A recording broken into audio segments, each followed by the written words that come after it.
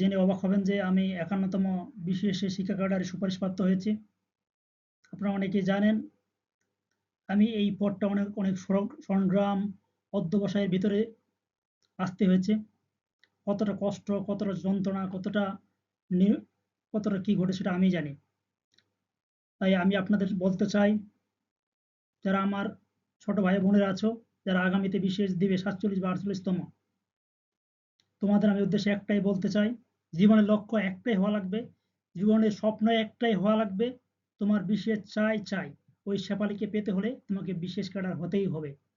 ওই জরিনাকে পেতে হলে তোমাকে BCS ক্যাডার হতেই হবে।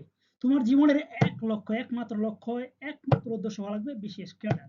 তুমি জীবনে তুমি যাই করো ভাই, যে তুমি যদি ফ্রিল্যান্সিং করো, আউটসোর্সিং করো, ফ্রিল্যান্সিং করো, তুমি বিজনেস করো, লক্ষ টাকা ইনকাম করলে তোমার কোনো দাম নেই। তোমার জীবনে একটা লক্ষ্য থাকা লাগবে, BCS ক্যাডার। তুমি BCS ক্যাডার হতে পারলেই জীবন তোমার সাকসেস। তুমি ৫টা বছর ভাই সময় দাও ভাই।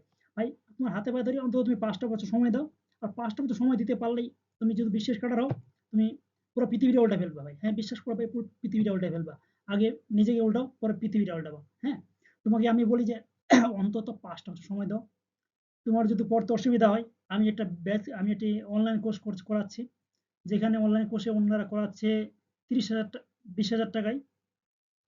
আমি আপনাদের সুবিধার্থে, গরিব ভাই বোনদের সুবিধার্থে, মেধাবী ভাইদের উদ্দেশ্যে তাদের আমি ফিসাবিল্লাহ হিসাবে ৭,০০০ নিচ্ছি না, ৮,০০০ নিচ্ছি না। আমি তোমাদের জন্য মাত্র ৩৫,০০০ টাকা কোর্সটা ফি করেছি, মাত্র ৩ মাসের কোর্স। এই ৩৫,০০০ টাকায় তোমরা একটা কোর্স করতে পারলেই আবেদনে কোনো পানি পড়া খেতে হবে না। আমার এই কোর্সটা করতে পারলেই তোমরা BCS ক্যাডার হয়ে যাবে ৪৭ এবং ৪৮তম। ভাইদের বলছি, এখনো সময় আছে। যারা এখনো শুধু এখন লেখো, শুধু আমার এই লেখো যে আমি ভর্তি হতে চাই, জাস্ট লেখো। তারপর বাকিটা কিভাবে কি করতে হবে আমি বিস্তারিত বলবো। হ্যাঁ, যেটা বলছিলাম যে এমনও সময় গেছে আমি তিন বেলা খাবার পর্যন্ত খাই নাই। খাবার খাওয়ার মতো বাড়িতে ভাত ছিল না। শুধুমাত্র বিরিয়ানি খেয়ে আমার ৩ বেলা কেটেছে।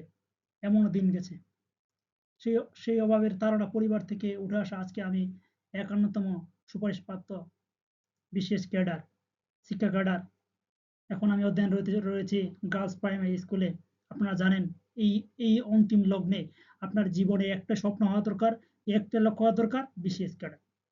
আপনি যাই করেন, BCS ক্যাডার একদম মাস্ট বি হওয়াই লাগবে।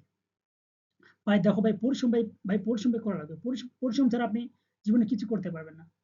BCS ক্যাডার কেন, আপনি প্রাইমারি কিছু করতে পারেন না। আপনি কি ভাই, আপনার স্বপ্ন একটাই হওয়া লাগবে, লক্ষ্য একটাই হওয়া লাগবে যে BCS ক্যাডার। ভাই তুমি মরো আর বাঁচো, তোমাকে BCS ক্যাডার হওয়া লাগবেই।